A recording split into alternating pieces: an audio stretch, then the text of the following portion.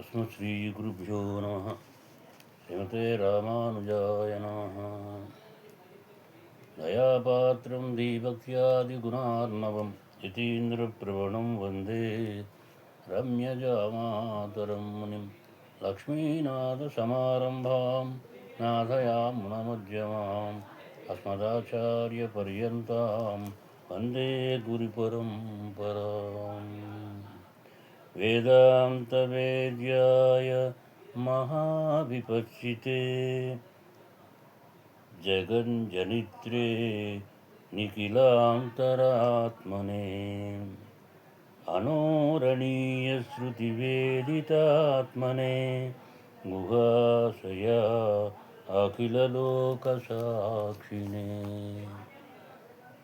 దివ్యప్రబంధ ప్రామాణ్యం.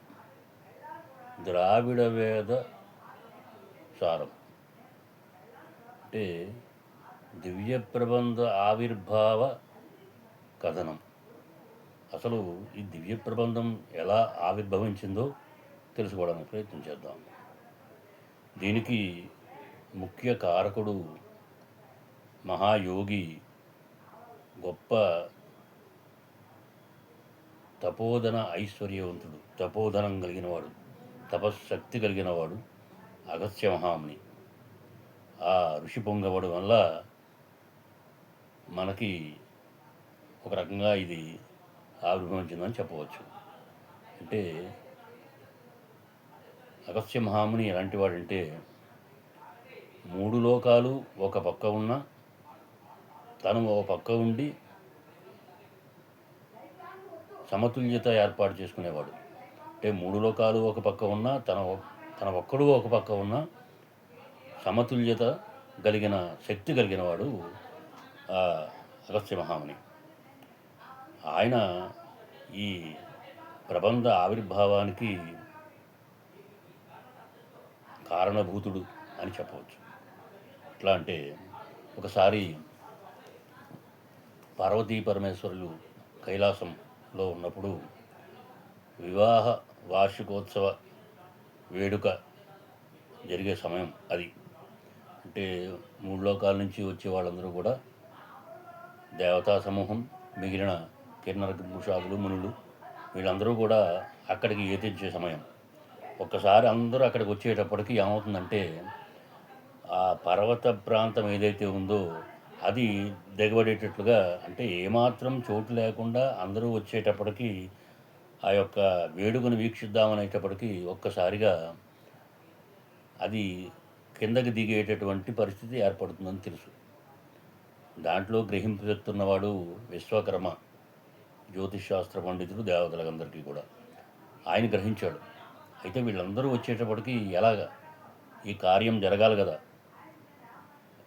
అందరూ వచ్చేస్తే ఒక నదిలో కానీ, ఒక సముద్రంలో కానీ, ఓడ కానీ, నౌక కానీ సమతుల్యత పాటించాలి అంటే ప్రయాణించే జనులందరూ కూడా, ఆ ప్రయాణంలో ఉన్నటువంటి ఎవరైతే ప్రయాణం చేస్తున్నారో వాళ్ళందరూ కూడా సమతుల్యత పాటించే విధంగా రెండు వైపులా సరిసమానంగా ఉండగలిగితే పడవ ప్రయాణం, నౌకా ప్రయాణం సవ్యంగా సాగుతుంది. లేదా అందరూ ఒకవైపే వచ్చేస్తే రెండవ ప్రక్క తేలిపోతుంది, ఆ ఉన్న పక్క అంతా కూడా కిందకి మునిగిపోతుంది. అదే పరిస్థితి ఇక్కడ మనకి ఆ కైలాస పర్వత ప్రాంతానికి జరుగుతుందేమో అని విశ్వకర్మ అనేవాడు గ్రహించి, ఏం చేయాలి దీనికి అనగానే ఆయనకి ఒక జ్ఞప్తికి వచ్చింది. అక్కడే ఎప్పటి నుంచో ఈ కైలాస పర్వతంలో జరిగేటటువంటి వేడుకను చూడడానికి అన్నట్లుగా అగస్త్య మహాముని తపస్సుతో అక్కడ ఉండి ఉన్నాడు. మరి ఆయన ఎలాంటి వాడు అంటే, మనం చెప్పుకున్నాం, దివ్యశక్తి సంపన్నుడు, సముద్రాలన్నీ కూడా ఔపాసన పట్టేటటువంటి శక్తి కలిగిన వాడు, మహాపొంగవుడు, ఆయన ఋషి పొంగవుడు. ఆయన్ని మనం వేడుకుంటే ఈ ఉత్తర భారతం ఏ విధంగా మునిగిపోకుండా ఉంటుందో, దిగకుండా ఉంటుందో చేయాల్సిన కార్యక్రమం ఆయన చేయగలడు. మెల్లిగా ఆయన్ని దక్షిణ భారతానికి పంపిస్తే ఆయన అక్కడ ఉన్న మూడు లోకాలు ఇటుపక్క కైలాస ప్రాంతంలో ఉన్న ఏమేవదు సమతుల్యతగా ఉంటుంది అని విశ్వకర్మ ఆలోచించి ఆ మహేంద్రాదులందరికీ చెప్పడం జరిగింది. వాళ్ళందరూ కూడా ఈయన్ని వేడుకోవడం జరిగింది. అయితే అగస్త్య మహాముని ఏమనుకున్నాడంటే, నేను ఎప్పటి నుంచో ఈ పార్వతీ పరమేశ్వరుల యొక్క వేడుక చూడాలని, వీక్షించాలని అనుకుంటున్న వాడిని. సరే, కారణం తెలుసుకున్నాడు. విశ్వకర్మ యొక్క ఇది పన్నాగం అనుకున్నాడు. నేను చూడలేకపోతున్నాను కదా అని విశ్వకర్మతో తగులాటకు దిగాడు. నేను ఎప్పటి నుంచో నా యొక్క అభిమతాన్ని ఉంచుకొని ఇక్కడ ఉన్నవాడిని, నువ్వేమో ఈ రకంగా చేసావు కాబట్టి నీకు ఈ దోషం తప్పకుండా తగులుతుందయ్యా. మీ యొక్క వంశంలో కానీ ఇతరత్ర మీ వాళ్ళు ఎవరైనా సరే మీ యొక్క ఏదైతే నిర్మిస్తున్నారో ఆ నిర్మించే రంగంలో అందరూ కూడా చండాలురు అవుతారు, మీరు లంచగొండలు అవుతారు, మీరు ఏమాత్రం వృద్ధిలోకి రారు, మీరందరూ నాశనం అవుతారు అని శపించాడు. ఆయన కూడా తక్కువ తిన్నాడా? ఆయన కూడా ఈయన శపించాడు.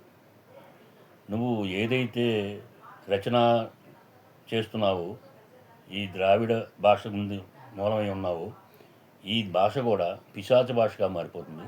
దీన్ని ఎవరు ఉద్ధరించరు, దీన్ని ఉద్ధరించిన వాళ్ళందరూ కూడా అధోగతి పాలవుతారు అని ఈ రకంగా పరస్పరం ఒకరినొకరు శపించుకోవడం జరిగింది.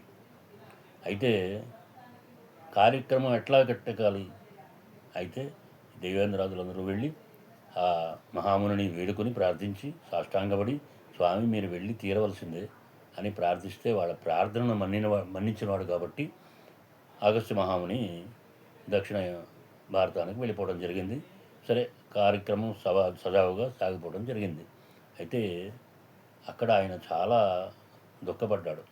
అయితే శ్రీమన్నారాయణ గురించి 18,000 సంవత్సరములు అక్కడ తపస్సు చేసి ఆయన్ని సాక్షాత్కరింపజేసుకున్నాడు.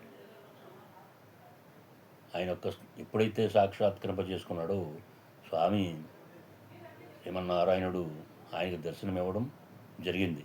దర్శనం ఎలా ఇచ్చాడండి? ఎంతో ఇదిగా ఇచ్చాడు, ఆదరంగా ఇచ్చాడు. ఆయన ఆదరించాడు. చక్కగా నీ యొక్క బాధలన్నీ నేను పోగొడతానయ్యా, ఏదైతే విశ్వకర్మ నుంచి నువ్వు పొందిన శాపం ఏదైతే ఉందో అది ఏమాత్రం నీకు తగలకుండా చేస్తానని చెప్పి, నీ యొక్క భాష ఏదైతే ఉందో ద్రవిడ భాష అది ఉద్ధరింపబడేటట్టు చేస్తాను. నా యొక్క దగ్గర ఉండేటటువంటి ద్విజసూరులందరినీ కూడా కిందకి దింపుతాను. నా ఆయుధ రాశి, నా ఆభరణ రాశి, మిగిలిన అంశాలన్నీ కూడా కిందకి వాళ్ళు వస్తారు. వచ్చి ఈ ద్రవిడ ప్రబంధం అనేటటువంటి ఒక పాసురాల్ని, దివ్యమైన పాసురాల్ని చక్కగా వాళ్ళందరూ అనుగ్రహిస్తారు.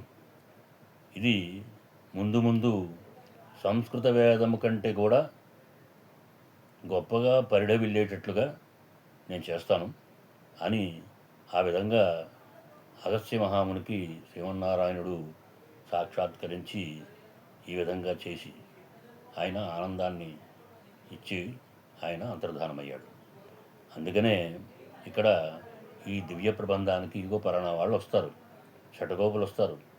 ఆయన రచించినటువంటి సహస్రగీతి తిరువాయుముడి అనేటువంటి వెయ్యపాసురాలు అవన్నీ కూడా ఎవరు విన్నా చాలయ్యా మోక్షాన్ని పొందుతారు.